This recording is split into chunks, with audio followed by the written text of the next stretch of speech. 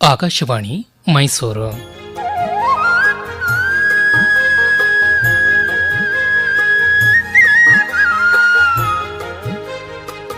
ಗಾದೆ ಗದ್ದುಗೆ. ರಚನೆ ಹಾಗೂ ಪ್ರಸ್ತುತಿ ಡಾಕ್ಟರ್ ಎಂಎಸ್ ವಿಜಯ ಹರನ್. ದಾಯಾದಿ ಹಿತನಲ್ಲ, ದೌಲತ್ತು ಸ್ಥಿರವಲ್ಲ.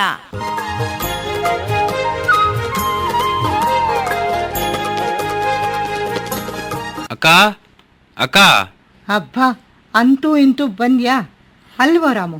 ತರಕಾರಿ ತಗೊಂಡ್ ಬಾ ಅಂತ ಕಳಿಸಿದ್ರೆ ಇಷ್ಟು ಹೊತ್ತೇನೋ ಬರೋದು? ಅಕ್ಕ ಬೇಗಲೇ ಬರಬೇಕು ಅನ್ಕೊಂಡಿದ್ದೆ, ಆದ್ರೆ ಏನಾದ್ರೆ ಫ್ರೆಂಡ್ ಸಿಕ್ಕಿದ್ರು ಮಾತಾಡ್ತಾ ನಿಂತು ಬಿಟ್ಟಿತಾನೆ ನಿನ್ ಭಾವಂತರ ಮನೆ ಮಠ ಎಲ್ಲ ಮರ್ತ್ಕೊಂಡು. ಅಕ್ಕ ಅಕ್ಕ ಸ್ವಲ್ಪ ನನ್ನ ಮಾತನ್ನ ಕೇಳಕ್ಕ. ಭಾವನ್ನ ನನ್ನ ಇಬ್ರನ್ನೂ ಸೇರ್ಸಿ ಒಟ್ಟೊಟ್ಟಿಗೆ ಬೈತಿದ್ಯಲ್ಲ. ಸರಿ, ಏನಾಯ್ತು ಹೇಳು ಬೇಗ ಬೇಗ, ನಂಗೆ ಕೈ ತುಂಬಾ ಕೆಲಸ ಇದೆ.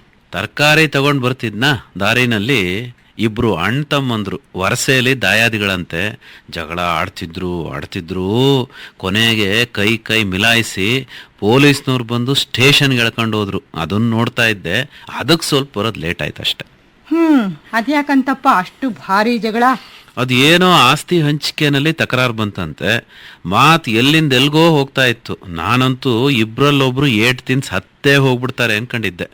ಅಯ್ಯೋ, ದಾಯಾದಿ ಹಿತನಲ್ಲ, ದೌಲತ್ತು ಸ್ಥಿರ ಅಲ್ಲ ಅಂತ ಗಾದೆನೇ ಇಲ್ವಾ? ಆಸ್ತಿ ಪಾಸ್ತಿ ಇದ್ ಕಡೆ ಇದೆಲ್ಲ ಮಾಮೂಲು ಬಿಡು. ಏನಕ್ಕ ಅದ್ ಗಾದೆ? ದಾಯಾದಿ ಹಿತನಲ್ಲ, ದೌಲತ್ತು ಸ್ಥಿರ ಅಲ್ಲ ಅಂತ. ದಾಯಾದಿ ಹಿತನಲ್ಲ, ದೌಲತ್ತು ಸ್ಥಿರ ಅಲ್ಲ. ಚೆನ್ನಾಗಿದೆ ಕಣಕ್ಕ ಗಾದೆ, ಪ್ರಾಸಬದ್ಧವಾಗಿ. ಹೇಗೆ ಹುಟ್ಕೊಂಡಿರ್ಬೋದಕ್ಕ ಈ ಗಾದೆ? ಈಗ ನೋಡ್ಕೊಂಡ್ ಬಂದಿಯಲ್ಲ ಜಗಳನ, ಅಷ್ಟೇ ಅರ್ಥ, ಅಂತರಂಗ ಬಹಿರಂಗ ಎಲ್ಲ. ಅದೇನಕ್ಕ ಜಗಳ ಅಷ್ಟೇ ಅರ್ಥ ಅಂದ್ಬಿಟ್ರೆ ಹೇಗೆ? ಸ್ವಲ್ಪ ನನಗರ್ಥ ಆಗೋ ಹಾಗೆ ವಿವರಿಸಕ್ಕ ಪ್ಲೀಸ್. ನೋಡೋ ರಾಮು, ದಾಯಾದಿ ಅಂದ್ರೆ ರಕ್ತ ಸಂಬಂಧಿ, ಪಿತ್ರಾರ್ಜಿತ ಆಸ್ತಿಯಲ್ಲಿ ಹಕ್ಕುಳ್ಳವನು, ಆಸ್ತಿಯ ಪಾಲುದಾರ ಅಂತ ಅರ್ಥ.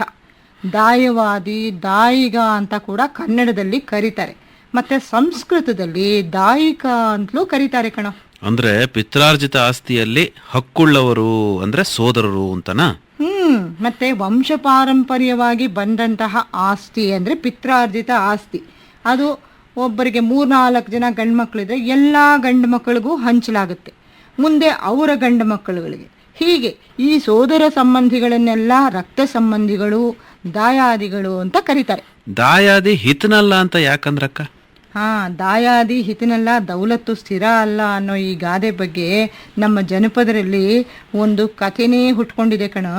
ಏನಕ್ಕ ಆ ಕಥೆ?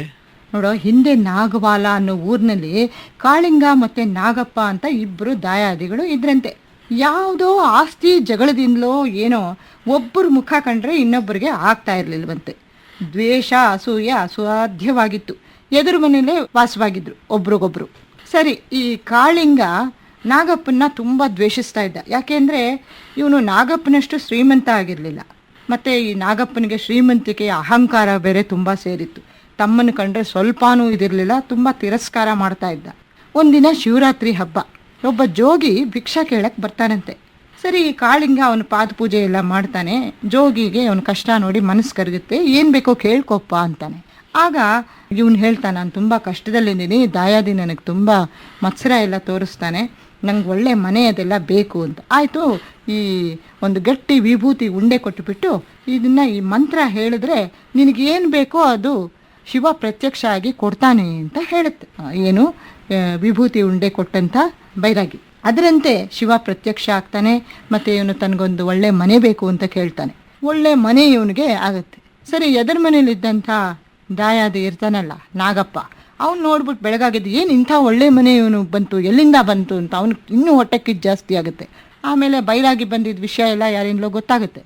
ಇವನು ಅವನನ್ನು ಕರೆಸಿಬಿಟ್ಟಿದ್ದೇನೆ, ಪೂಜೆ ಎಲ್ಲ ಮಾಡಿ ತನಗೆ 2ರಷ್ಟು ಆಗಬೇಕು ಅಂತ ಹೇಳ್ತಾನೆ. ಆಯಿತು, ನೀನು ಈ ಮಂತ್ರ ಹೇಳಿದ ತಕ್ಷಣ ಅವನಿಗೇನು ಸಿಕ್ಕುತ್ತೆ, ನಿನಗೆ ತಕ್ಷಣ 2ರಷ್ಟು ಸಿಕ್ಕುತ್ತೆ ಅಂತ ಹೇಳಿ ಕರುಣಿಸ್ಬಿಟ್ಟು ಹೋಗ್ತಾನೆ. ಕೊನೆಗೆ ಇವನು ನೋಡ್ತಾ ಇರ್ತಾನೆ ಕಾಳಿಂಗ, ಏನೇನು ತನ್ನ ಮನೇಲಿದೆ ಅದಕ್ಕೆಲ್ಲ 2ರಷ್ಟು ಇವನು ಶ್ರೀಮಂತವಾಗ್ತಾನೇ ಇದ್ದಾನಲ್ಲ ಈ ನಾಗಪ್ಪ ಅಂತ ತುಂಬ ಹೊಟ್ಟೆ ಕಿಚ್ಚು ಪಟ್ಕೊಂಡು ನೋಡೋಕ್ಕೆ ಆಗಲಿಲ್ಲ ಇವನಿಗೆ, ಸಹಿಸೋದಕ್ಕೆ. ಕೊನೆಗೆ ಶಿವನಲ್ಲಿ ಕೇಳ್ತಾನೆ, ನಂದು 1 ಕಣ್ಣು ಸಾಕು ನನಗೆ ಅಂತ ಹೇಳ್ತಾನೆ. ಸರಿ, ತಕ್ಷಣ ಏನಾಗುತ್ತೆ, ಆ ನಾಗಪ್ಪಂದು 2 ಕಣ್ಣು ಹೋಗುತ್ತೆ. ಕೊನೆಗೆ ಇದನ್ನ ನೋಡ್ಬಿಟ್ಟು ಈ ಕಾಳಿಂಗನ ಹೆಂಡತಿಗೆ ತುಂಬಾ ಬೇಜಾರಾಗುತ್ತೆ. ಅವನ್ ಬಂದು ಕೇಳ್ಕೊಳ್ತಾನೆ, ಅಯ್ಯೋ 2 ಕಣ್ಣು ಹೊಟ್ಟೋಯ್ತು, ದಯವಿಟ್ಟು ನನಗೆ 1 ಕಣ್ಣಾರು ಬರೋ ಹಾಗೆ ದಯಪಾಲ್ಸಪ್ಪ ಅಂತ ತಮ್ಮನ್ನ.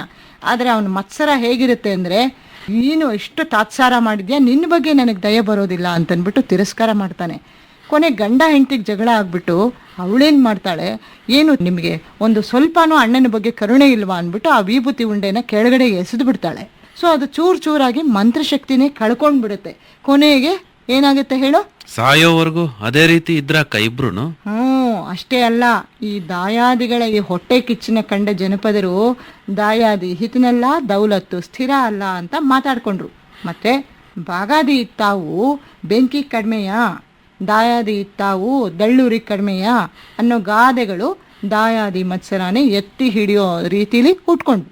ಅಕ್ಕ, ಪಾಂಡವರು ಕೌರವರು ಕೂಡ ದಾಯಾದಿಗಳಲ್ವಾ? ಪರಸ್ಪರ ಆಸ್ತಿ ಹಂಚಿಕೆ ಇತ್ಯಾದಿಗಳಿಗೆ ಹಾಗೇನ ಸಾಧಿಸಿ ಮಹಾಭಾರತ ಯುದ್ಧಕ್ಕೆ ಕಾರಣರಾದರು. ದ್ಯೂತ ಆಡಿದ್ರು ಗೊತ್ತಾ? ಗಾದೆ ಕೇಳಿಲ್ವಾ ನೀನು? ಪಗಡೆ ಆಡಿ ಪಾಂಡವರು ಕೆಟ್ರು ಅಂತನ್ಬಿಟ್ಟು. ಮತ್ತೆ ಈ ಕೌರವರೇನು ಕಡಿಮೆನಾ? ಸರ್ಪಧ್ವಜನ ವಿಷಜ್ವಾಲೆ ಹಸ್ತಿನಾವತಿನೇ ಆವರಿಸಿಬಿಡ್ತಂತೆ. ಕೌರವರ ಸರ್ವನಾಶಕ್ಕೂ ಕೂಡ ದುರ್ಯೋಧನ ಕಾರಣ ಆಗ್ತಾನೆ. ದಾಯಾದಿ ಮತ್ಸರಾನೇ ಇದೆ ಎಲ್ಲದಕ್ಕೂ ಮಹಾಭಾರತ ಯುದ್ಧಕ್ಕೆ ಮೂಲ ಆಯಿತು. ಅಕ್ಕ, ದಾಯಾದಿ ಹಿತನಲ್ಲ, ದೌಲತ್ತು ಸ್ಥಿರ ಅಲ್ಲ ಅನ್ನೋ ಗಾದೆ ಈ ಕಾಲಕ್ಕೆ ಎಷ್ಟು ಮಟ್ಟಿಗೆ ಸರಿ ಅಂತ ಅನ್ಸುತ್ತೆ? ಯಾಕೆಂದ್ರೆ ಆಸ್ತಿಗಾಗಿ ಅಣ್ಣ ತಮ್ಮಂದ್ರು, ತಾಯಿ ಮಕ್ಕಳು, ಅಕ್ಕ ತಂಗಿರು, ಗಂಡ ಹೆಂಡತಿ ಎಲ್ಲರೂ ಜಗಳ ಆಡ್ತಾನೆ ಇರ್ತಾರಲ್ವಾ? ಕಣೋ ರಾಮು, ಈ ಕಾಲದಲ್ಲಿ ಆಸ್ತಿ ಹಕ್ಕಿನ ಕಾಯ್ದೆನೂ ಸ್ವಲ್ಪ ಬದಲಾಗಿದೆ ಅಲ್ವಾ? ಹೇಳು. ಹೆಣ್ಣು ಮಕ್ಕಳಿಗೂ ತಂದೆ ಆಸ್ತಿಲಿ ಹಕ್ಕಿದೆ, ಪಾಲಿದೆ. ಹೀಗಾಗಿ ಜಗಳಗಳು ಕೂಡ ವಿಸ್ತಾರ ಆಗ್ತಾ ಇದೆ. ಮತ್ತೆ ಹಿಂದೆ ನೇರವಾಗಿ ಗಂಡು ಮಕ್ಕಳುಗಳಿಗೆ, ಸೋದರ ಸಂಬಂಧಿಗಳಿಗೆ ಮಾತ್ರ ಆಸ್ತಿ ಹಕ್ಕು ಇದ್ದಿದ್ರಿಂದ ಈ ಗಾದೆನೂ ಹಾಗೆ ಸ್ವಲ್ಪ ಪ್ರಚಲಿತಕ್ಕೆ ಬಂದಿರಬಹುದು. ಇನ್ನು ದೌಲತ್ತಿನ ವಿಚಾರಕ್ಕೆ ಬಂದ್ರೆ? ದೌಲತ್ತಿನ ವಿಚಾರಕ್ಕೆ ಬಂದ್ರೆ ಈ ಶ್ರೀಮಂತಿಕೆಯ ದರ್ಪ ಯಾವತ್ತೂ ಸ್ಥಿರ ಅಲ್ಲ ಕಣೋ. ಯಾವ ಕಾಲಕ್ಕೂ ಇದು ಸ್ಥಿರ ಅಲ್ಲ. ಒಂದು ರೀತಿ ಇದು ಬಹುಪಾಲು ಸಾರ್ವಕಾಲಿಕ ಸತ್ಯ ಅಂತ ಅನ್ಬಹುದು. ಯಾರೂ ಶ್ರೀಮಂತಿಕೆಯ ಅಹಂಕಾರದಲ್ಲಿ ಮಿರಿಬಾರ್ದು ಅಲ್ವಾ? ನನಗೆ ಬಸವಣ್ಣವರೊಂದು ವಚನ ಜ್ಞಾಪಕ ಬರ್ತಾ ಇದೆ ಕಣೋ. ಗರವ ಹೊಡೆದವರ ನುಡಿಸಲು ಬಹುದು, ಸಿರಿಗರವ ಹೊಡೆದವರ ನುಡಿಸಲು ಬಾರದಯ್ಯ ಅಂತ. ಹೌದಕ್ಕ, ಇವತ್ತೇನಾರು ಲಾಟ್ರಿ ಹೊಡೆದು ಶ್ರೀಮಂತರಾಗಿರ್ಬೋದು, ಎಲ್ಲ ಖರ್ಚಾದ್ಮೇಲೆ ಮತ್ತೆ ಬಡವರೇ ಆಗ್ತಾರಲ್ವಾ? ಅಥವಾ ಅಪಾರವಾಗಿ ಗಳಿಸಿಟ್ಟ ಆಸ್ತಿ ನಗ ನಾಣ್ಯ ಕಳ್ಳಕಾಕರ ಪಾಲು ಆಗ್ಬೋದು. ತಾತ ಮಾಡಿಟ್ಟ ಆಸ್ತಿನ ಮಗನೋ ಮೊಮ್ಮಗನೋ ದುಶ್ಚಟಗಳ ದಾಸರಾಗಿ ಖರ್ಚು ಮಾಡಿ ಉಡಾಯಿಸಿ ಎಲ್ಲ ಕಳೆದು ಹಾಕಬಹುದು. ಶ್ರೀಮಂತಿಕೆ, ಅದರ ದರ್ಪ ಯಾವುದು ಸ್ಥಿರ ಅಲ್ಲ ಅನ್ನೋದನ್ನ ಎಲ್ಲರೂ ತಿಳ್ಕೊಬೇಕಣ. ಮತ್ತೆ ಈ ಕಾಲದಲ್ಲಿ ಪರಿಶ್ರಮದಿಂದ, ಒಳ್ಳೆ ಗುಣದಿಂದ ಬಡವರು ಮುಂದೆ ಬಂದು ಶ್ರೀಮಂತರಾಗ್ಬೋದಲ್ವಾ? ಖಂಡಿತ ರಾಮು. ಸೋಮೇಶ್ವರ ಶತಕದಲ್ಲಿ ಕವಿ ಹೇಳಿಲ್ವಾ, ದೇವರು ಕಣ್ಣು ಬಿಟ್ರೆ, ಕೃಪೆ ತೋರಿದರೆ ಲೋಕದೊಳ್ ಎಳಗರುವಂ ಎತ್ತಾಗದೆ ಬಡವಂ ಬಲ್ಲಿದನಾಗನೇ ಹರಿಹರ ಶ್ರೀ ಚನ್ನಸೋಮೇಶ್ವರ ಅಂತ. ಆಮೇಲೆ ದಾಯಾದಿಗಳೆಲ್ಲರೂ ಜಗಳ ಗಂಟ್ರೆ ಆಗ್ಬೇಕಾಗಿಲ್ಲ. ಆಸ್ತಿ ಇರೋರು, ಇಲ್ಲದೆ ಇರೋರು, ಎಲ್ಲ ಚೆನ್ನಾಗಿರೋರು ಇದಾರಲ್ವಾ? ಹೌದು. ಆದ್ರೆ ಶೇಕಡಾವಾರು ಎಷ್ಟು ಜನ ಅಂತಲೂ ನಾವು ಯೋಚಿಸ್ಬೇಕಾಗತ್ತೆ ಕಣ. ಅಕ್ಕ, ನಿನ್ನ ಮಾತು ಕೇಳ್ತಾ ಕೇಳ್ತಾ ಟೈಮ್ ಆಗಿದ್ದೆ ಗೊತ್ತಾಗ್ಲಿಲ್ಲ. ಮತ್ತೆ ನಮ್ ಚಿಕ್ಕಪ್ಪನ ಮಕ್ಕಳು ಸೀನು, ಅನಂತು ಎಲ್ಲ ಬರ್ತಿದಾರಲ್ಲಕ್ಕ, ಇವತ್ತೇನಾದ್ರೂ ಸ್ಪೆಷಲ್ ಮಾಡಕ್ಕ?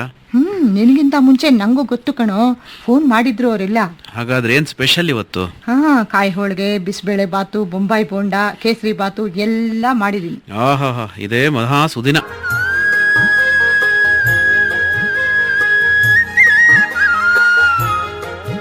ಗಾದೆ ಗದ್ದುಗೆ ಕೇಳುತ್ತಿದ್ದೀರಿ.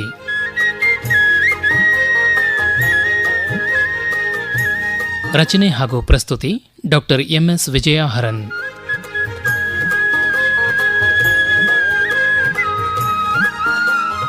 ನಿರೂಪಣೆ N ಕೇಶವಮೂರ್ತಿ.